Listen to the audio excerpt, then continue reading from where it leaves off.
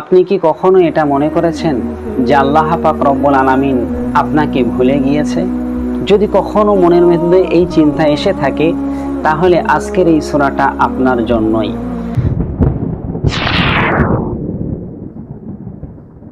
আসসালামু আলাইকুম ওয়া রাহমাতুল্লাহ।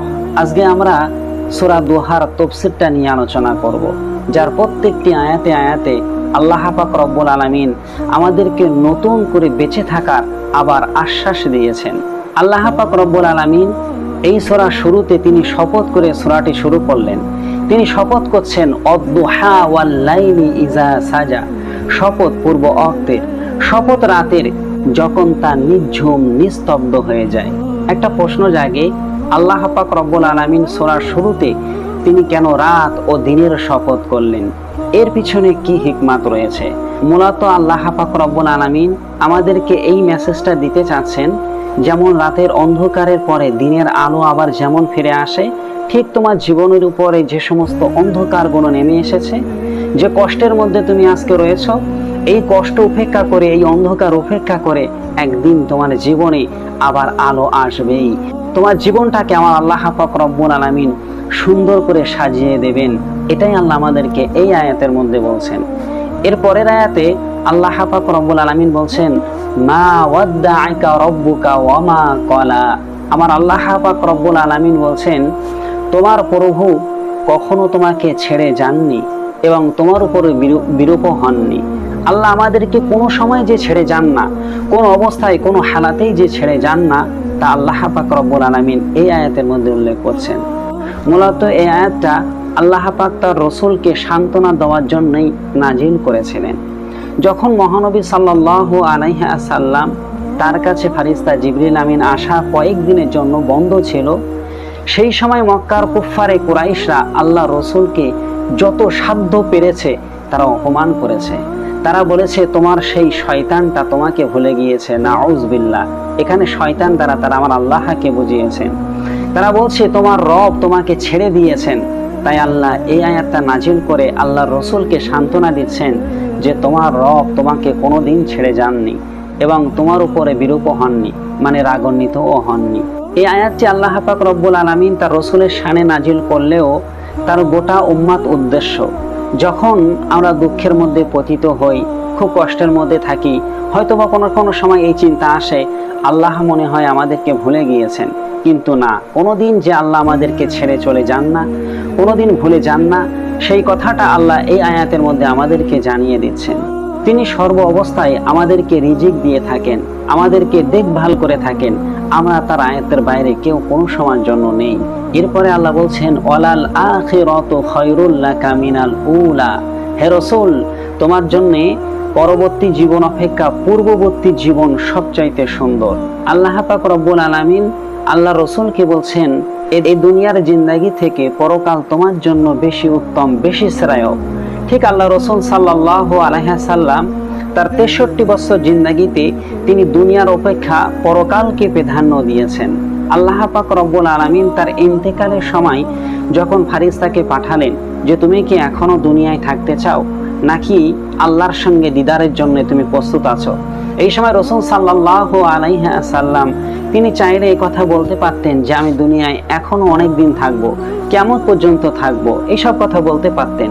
কিন্তু তিনি দুনিয়ার ঊর্ধ্বে পরকালকে প্রাধান্য দিয়েছেন। আল্লাহ পাক রব্বুল আলামিন আমার রাসূলকে বলছেন যে তোমার জন্য এই দুনিয়া অপেক্ষা পরকাল উত্তম। এরপরে আল্লাহ বলছেন, ওয়ালা সাউফা ইউতিকা রাব্বুকা ফাতারদা। অচিরেই তোমার রব তোমাকে এত দান করবেন যে তুমি সন্তুষ্ট হয়ে যাবে। যখন মনে হয় যে আমরা সবকিছু হারিয়ে ফেলেছি, আর কিছুই ভালো হবে না, কিন্তু আল্লাহ পাক রব্বুল আলামিন এই মুহূর্তে আমাদেরকে সান্ত্বনা দিয়ে বলছেন, এই কঠিন সময়, মুসিবতের সময় তুমি যদি ধৈর্য ধারণ করে থাকতে পারো, আমি আল্লাহ তোমাকে এত বেশি দান করব যে যার কারণে তুমি সন্তুষ্ট হয়ে যাবে। এরপরে আল্লাহ বলছেন, আলাম ইয়াজিদকা ইয়াতীমান ফাআওয়া ওয়াওয়াজাদাকা দাল্লান ফাহাদা ওয়াওয়াজাদাকা আইলান ফাআগনা। আল্লাহ পাক রব্বুল আলামিন তার নবীকে লক্ষ্য করে বলছেন, আমি কি তোমাকে এতিম অবস্থায় পাইনি? আমি কি তোমাকে আশ্রয় দান করিনি? আল্লাহ আরো বলছেন, আমি কি তোমাকে পথহারা অবস্থায় পাইনি? তারপরে আমি কি তোমার সঠিক পথে দিশারা দেখাইনি? এই সব কথা দ্বারা আল্লাহ বলতে চাচ্ছেন, আমি তো তোমাকে এতিম অবস্থায় পেয়েছি, খুব অসহায় অবস্থায় পেয়েছি। এই অসহায় অবস্থায় পাওয়ার পরেও আমি আল্লাহ তোমাকে আশ্রয়ের ব্যবস্থা করে দিয়েছি। তুমি পথ হারা ছিলে, আমি আল্লাহ দ্বীন ইসলামের এই সঠিক সুপথটা তোমাকে দেখিয়ে দিয়েছি। এবং আল্লাহ পাক রব্বুল আলামিন তোমাকে পেয়েছে নিঃস্ব অবস্থায়, তারপরে আল্লাহ পাক রব্বুল আলামিন তোমাকে সম্পদশালী বানিয়ে দিয়েছেন। আমার নবী সাল্লাল্লাহু আলাইহি সাল্লাম এই দুনিয়ার বুকে জন্মগ্রহণ করার পূর্বেই তার পিতাকে তিনি হারিয়ে ফেললেন। পিতার স্নেহ থেকে চিরতরের মতন তিনি নিরাশ হয়ে গেলেন। এরপরে মাত্র 6 বছর যেতে না যেতেই তিনি তার জনম দুঃখিনী আম্মা জানকেও হারিয়ে ফেললেন। তারপরে আল্লাহ পাক রব্বুল আলামিন তার দাদার কাছে তাকে থাকার ব্যবস্থা করে দিলেন। দাদাও কয়েক বছর পরে 8 বছরের মাথায় তিনিও বিদায় নিলেন। এরপরে আল্লাহ পাক রব্বুল আলামিন তার রসুলকে দেখভাল করার দায়িত্ব দিলেন তার চাচা আবু তালিবের কাছে। এই সবকটা পন্থা একবার আপনারা চিন্তা করে দেখুন। আল্লাহ পাক রব্বুল আলামিন বলছেন, তোমাকে আমি পিতৃহীন অবস্থায় পেয়েছি, এতিম অবস্থায় পেয়েছি, তারপরে আমি তোমাকে আশ্রয় দিয়েছি। এই যে তার বাপ ইন্তেকাল করার পরে তার মা তাকে দেখভাল করেছে, মা ইন্তেকাল করার পরে তার দাদু দেখভাল করেছে, দাদু ইন্তেকাল করার পরে তার চাচা যে তাকে দেখভাল করলো, এমনকি ছোট থেকে পিতৃ স্নেহ দিয়ে তাকে বড় করে তুললো। এই সব কিছু আশ্রয়ের ব্যবস্থা মহান আল্লাহ পাক রব্বুল আলামিন করে দিয়েছেন। এবং যতদিন তার চাচা আবু তালিব দুনিয়ার বুকে বেঁচে ছিল, ততদিন পর্যন্ত সরাসরি আমার নবীর প্রতি তারা আঘাত করতে পারেনি। কারণ আবু তালিবকে তারা অত্যন্ত সম্মান করত, শ্রদ্ধা করত এবং তাকে ভয় করত। যদিও আবু তালিব তিনি রাসূল সাল্লাল্লাহু আলাইহি সাল্লামের আহ্বানে সাড়া দিয়ে দ্বীন ইসলাম কবুল করেননি, তথাপিও তিনি দ্বীন ইসলাম প্রচারের জন্য রাসূল সাল্লাল্লাহু আলাইহি সাল্লামকে যত সাধ্য সাহায্য করেছেন। তার বিরোধিতা যারা করত, তাদের সম্মুখে ঢাল হয়ে দাঁড়াতো তার চাচা আবু তালিব। আল্লাহ পাক রব্বুল আলামিন সেই কথাই তার রসুলকে স্মরণ করিয়ে দিচ্ছেন যে আমি তোমাকে এরকম অসহায় অবস্থায় পাওয়ার পরে সবকিছু তোমাকে আমি সাহায্য করেছি, সবকিছুতেই সাহায্য করেছি। এই আয়াত থেকে আমাদের জন্য শিক্ষা হলো, আমরাও অসহায়ের মধ্যে জীবন যাপন করি, কিন্তু সেই আল্লাহ পাক রব্বুল আলামিন অসহায় অবস্থায় দুনিয়ার সব মানুষ, সব আপনজনগুলো যখন আমাদেরকে ছেড়ে চলে যায়, মহান আল্লাহ পাক রব্বুল আলামিন তিনি কিন্তু আমাদেরকে ছেড়ে চলে যান না। সবসময় তিনি আমাদেরকে ভালোবাসেন, আমাদেরকে দেখভাল করেন, আশ্রয় দিয়ে থাকেন, সাহায্য করে থাকেন।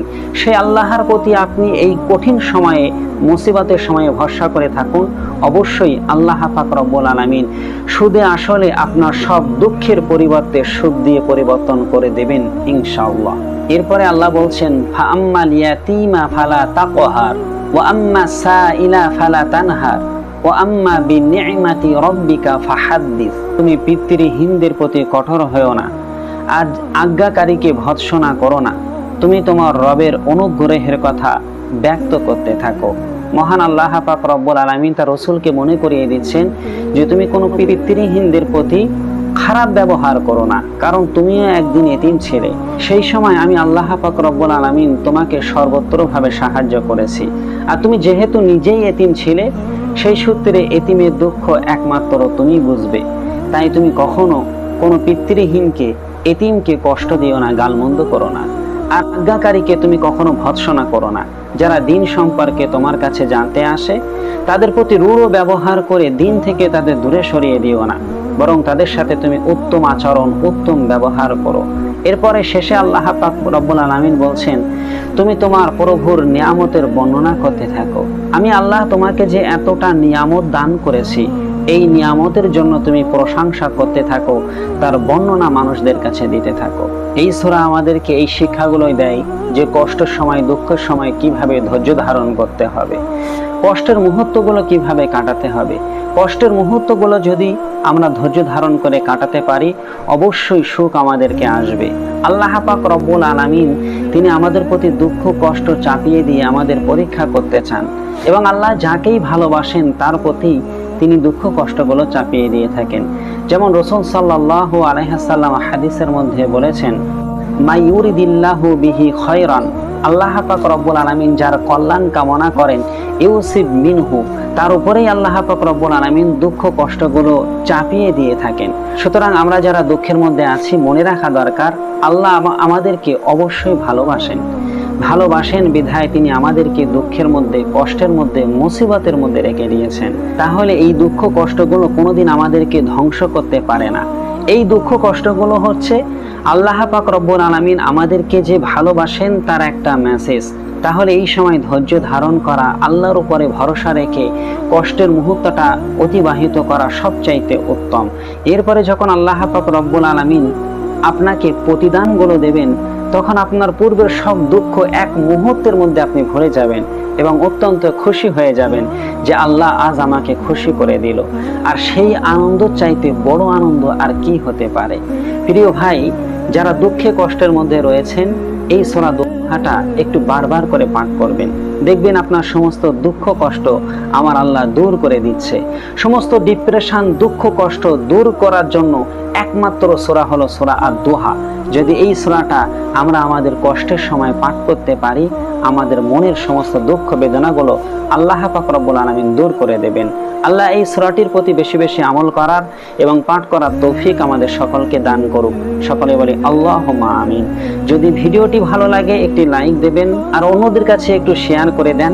আর আপনার মতামত অবশ্যই কমেন্টের মধ্যে রেখে যাবেন। ইনশাআল্লাহ আগামীতে আপনাদের সাথে আবার দেখা হবে। আল্লাহ হাফেজ।